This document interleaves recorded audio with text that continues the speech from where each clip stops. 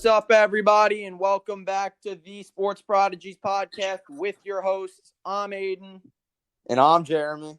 And today we're talking about sports. We feel like we missed a lot of sports when we went on that spree of interviews, so we're just trying to catch up on everything, talk about what's going on new. Obviously, all the leagues are coming back, so just a little catch up on everything. But before we get started, we want to talk about our sponsor for this video. Today's video is sponsored by Manscaped. You know it, that we love it. We love using Manscaped. The most important thing that I like to use is the Lawnmower 3.0. It really does the job. Jeremy, what do you have to say?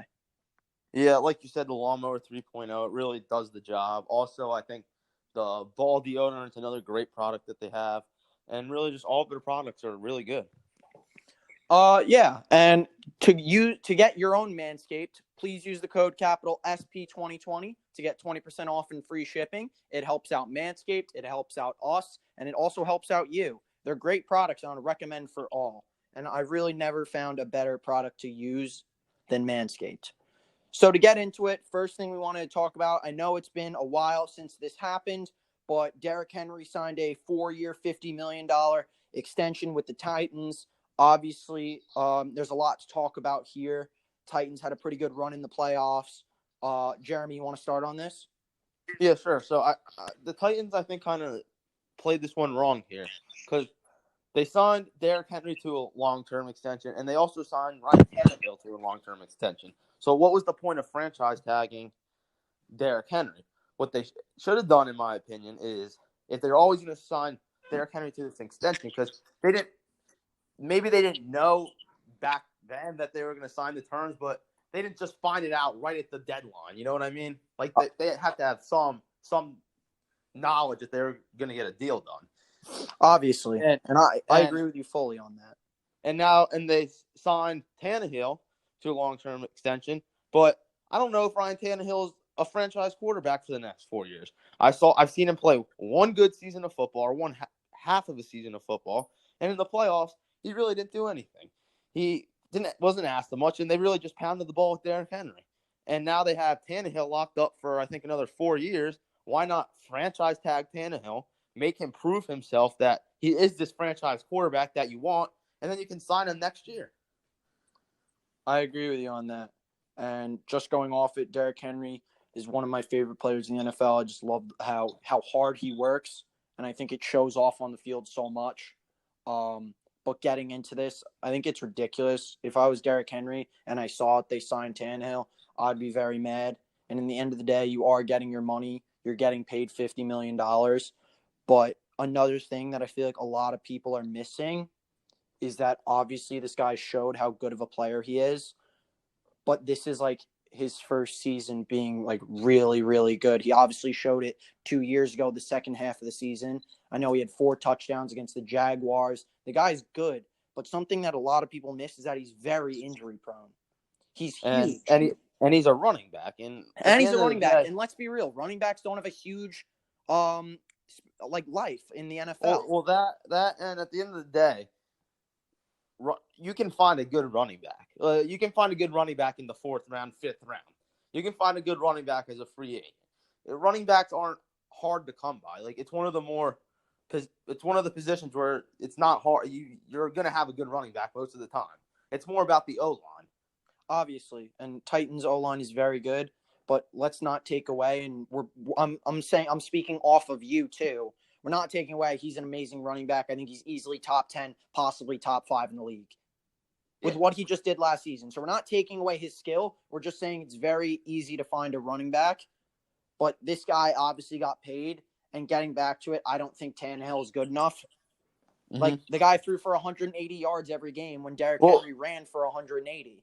Here's just my thing. I really don't like signing running backs long term. Like if you look at like the top 2 rushing teams in the league last year, the Ravens and the 49ers, the Ravens have had Mark Ingram, Gus Edwards, and Justice Hill. Mark Ingram was signed to a 3-year, $15 million deal, $5 million. Gus Edwards is on a minimum deal, and Justice Hill's on his rookie deal in a 4th rounder. No, but they also have Lamar Jackson. Lamar Jackson ran for 1,000 yards. Then you go to the number 2 team, the San Francisco 49ers, and they had Tevin Coleman, Matt Breida, and Jeff Wilson. and none of those guys are signed to huge contracts.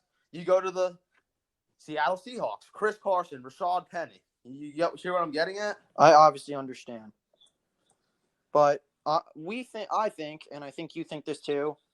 Tannehill wasn't a good signing. The guy's not that great. And in the end of the day, Derrick Henry got his money. Congrats to him. But I don't know. I don't know if they should have signed him for that long of a deal. The guy's injury prone, and I hate to say this, but I don't know if he'll be as good as he is in 2 years. Mm-hmm. So I don't know. I love Derrick Henry as a player. I love him as fantasy. He's my favorite fantasy player this year, but I just wish him the best. I'm happy he got his money, but we also don't know if he'll last those 4 years. You know what I mean? Yeah. Next thing that we're going to talk about, it happened this morning and last night. It was kind of a mix of both, but Mookie Betts is about to sign a huge deal. It's finalizing. I think it's $13 million, 13 years, $380 million. Huge deal. Just another name of people that are getting paid huge amounts of money. Largest in MLB history, right after Mike Trout. Yeah. Contract last year. Yeah. So just a quick couple names I'm going to name off. Mahomes, Mike Trout, Mookie Betts, Bryce Harper. So I think these are all huge deals. I think this is just a continuation of what's going to happen in the future.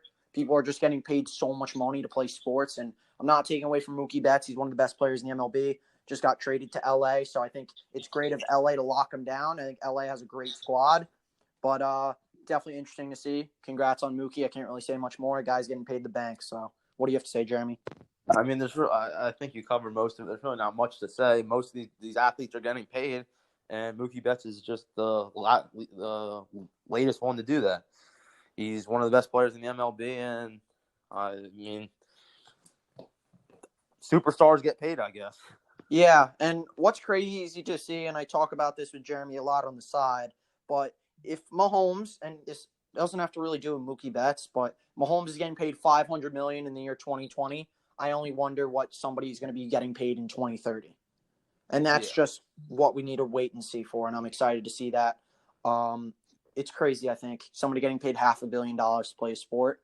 And I'm not taking away. He's amazing.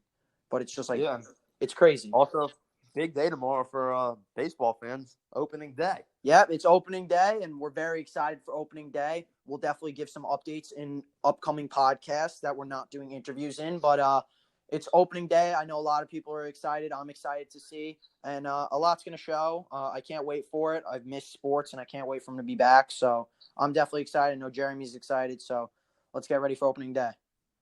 Mm-hmm. So next thing we want to talk about, Dallas Cowboys, obviously, headline this. Dak Prescott never got a deal done. Jeremy, you want to start or you want me to start? Because I have a lot to say on this. I'll let you start. I think this is your topic, and you should be the center line. Yeah, so here's the thing. I've watched Dak his whole career. I've seen him come in. They went 13-3. I don't know if he's supposed to get all of this money. I don't think Dak Prescott is worth paying $45 million a year. I don't think it's a question. I think with who he's surrounded by right now in his career, Ezekiel Elliott, Zach Martin, Tyrone Smith, and those are just two offensive linemen. I'm saying them because they guard him. That is why I think he is so good, because he has such a great line. Obviously, Amari Cooper. Now you have CeeDee Lamb, Michael Gallup, and the defense I feel like is definitely improving. I don't think they improved drastically. Don't get me wrong. They got Dontarie Poe and Gerald McCoy and Clinton Dix. It's not like huge names. But this is a huge season. Dak Prescott is going in. They obviously didn't win the division last year, which I'm very mad about. But I am expecting big things, and it all leads behind Dak Prescott. If Dak Prescott cannot perform or win the division at least this year, I will be happy with it, and that they didn't pay him. But I don't know what I don't know what Jerry Jones is gonna do. I don't like that everything is so suspicious now. I don't like how his brother's coming out on Twitter saying he can't be a Cowboy fan anymore and all this, and obviously don't take to Twitter on it. But I don't know. Is he going to sit out? Is he not? We don't have another quarterback that can play. Let's be real. There's no really good backup. We have Andy Dalton. But I don't know. It bothers me a lot we didn't sign him, but I'm not going to pay him $45 million for him to play. He's not good enough for that. I wish he was realistic and wanted to play for the team, America's team, where obviously we're paying so many other people. And let's not even talk about the fact there are other people that need to be paid on this team. I understand that he could be mad. Okay, Jalen Smith got his bag. Ezekiel Elliott got his bag. Lyle Collins got his bag. But, like, Leighton Vander Esch is coming up who needs to get paid. That guy is amazing. And I'm not saying Dak isn't amazing. There's other people that need to get paid. So the fact that he wants $45 million a year for not even being a top 10 quarterback in the league, that's ridiculous. So if he wants to walk, I'll let him walk. We can find something next year. But it just bothers me that Dak Prescott has that ego, that he needs to get paid that much. The guy's not Mahomes. He's not Lamar Jackson. He's not Russell Wilson. I could go on, but I'm just I'm disappointed. I've thought he's not a good quarterback since the beginning. I've never liked him. I don't think he's not a good quarterback. I think he's top 15. I think he's like the number 12 or 11. I think he's just outside top 10. He's an average quarterback playing with the best wide receivers in the NFL is really what it is. Yeah, with the best offense, I think one of the best offenses. Yeah. I think any quarterback could look good in this scheme. And I think it's very interesting to see what the Cowboys do this year if he plays, because especially with Mike McCarthy coming in. So it's just it's interesting.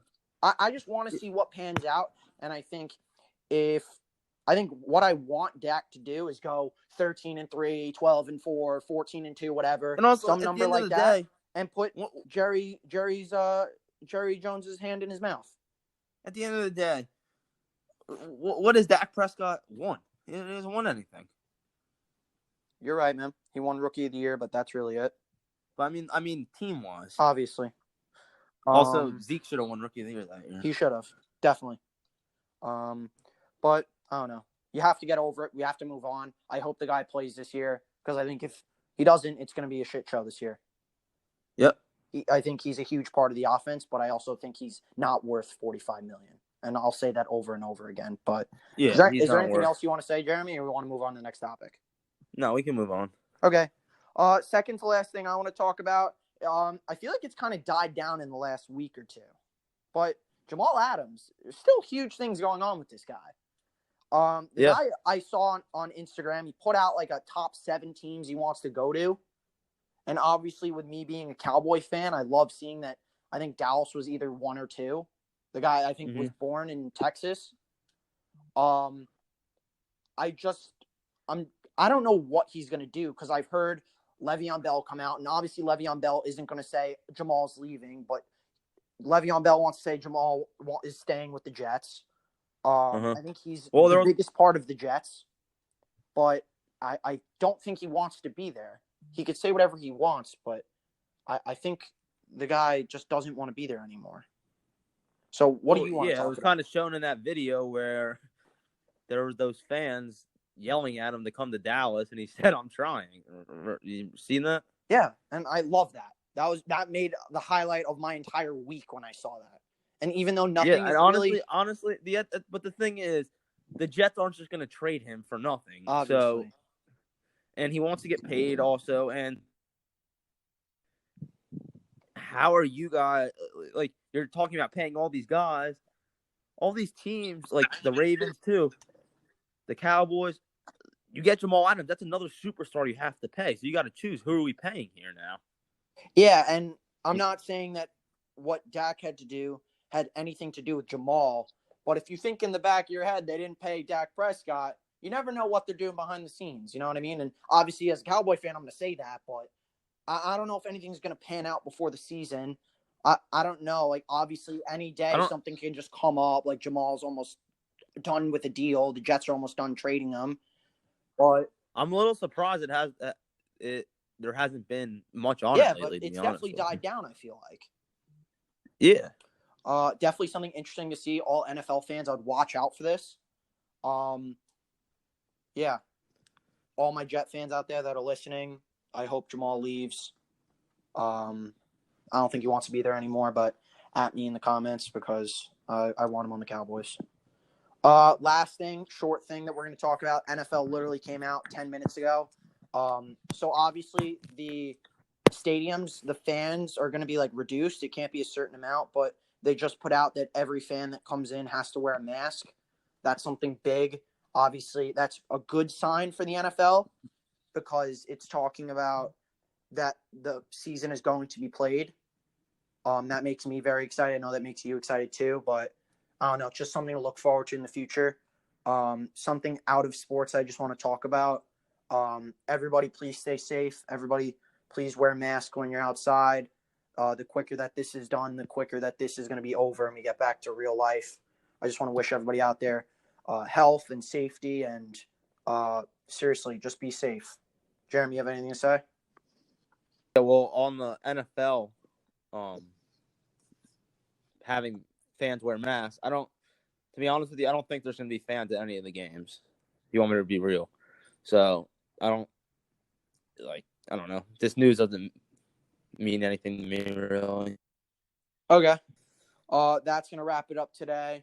Thank you, everybody, for listening. You know what I mean? Obviously, like I said, next podcast is going to be with an interview.